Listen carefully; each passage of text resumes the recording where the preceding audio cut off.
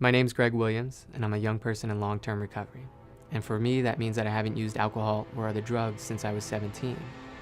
And recovery's really given me an opportunity to have freedom, to do anything and chase dreams and do whatever I want to do today in life, because I'm no longer chained by alcohol or drug addiction. Alcohol and drugs progress pretty quickly.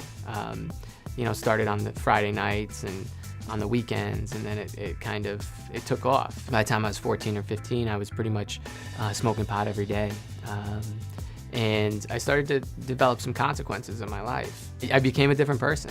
Things for me really came to a head when I got into prescription drug abuse and found OxyContin and other prescription drugs that really, I became heavily addicted. I guess the moment that changed everything was July 14, 2001. I got into a car accident, a near fatal car accident when I was 17.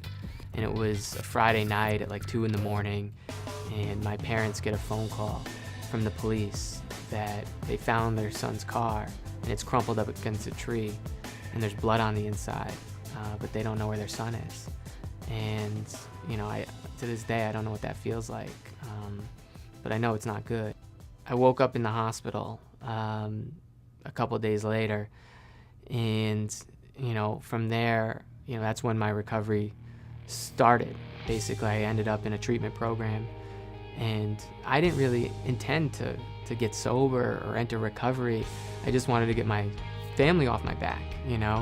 I thought if they just left me alone that I would be fine. And it wasn't about until 15, 20 days into a program where I felt something in the pit of my stomach where I just knew I was wrong, that people were telling me that I had a problem with drugs and alcohol, and I would tell them, no, I don't. It was just circumstantial.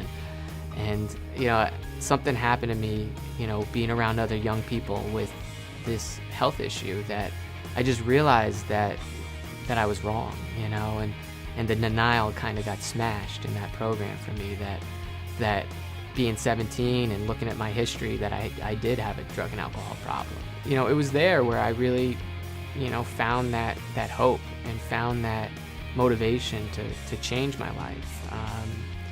And after I left that program, recovery really, it took off. I met a lot of other young people in recovery, and I used to sit around on my couch and talk about all the things I was going to do in life.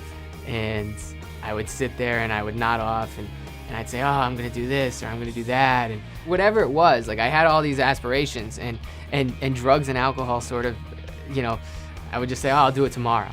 In recovery, I whether it's skydiving, bungee jumping, traveling, getting married, graduating from college, all of it, I don't talk about doing anything anymore. I just do it. I'm so free today from the grips of alcohol and drug use that has really allowed me to take risks in my life and to have a purpose, to use my life experience and the pain and the things that happen in my life to make a change and make a positive change for other young people, and to show people that, it's not too young to find recovery, and it's never too young to find recovery.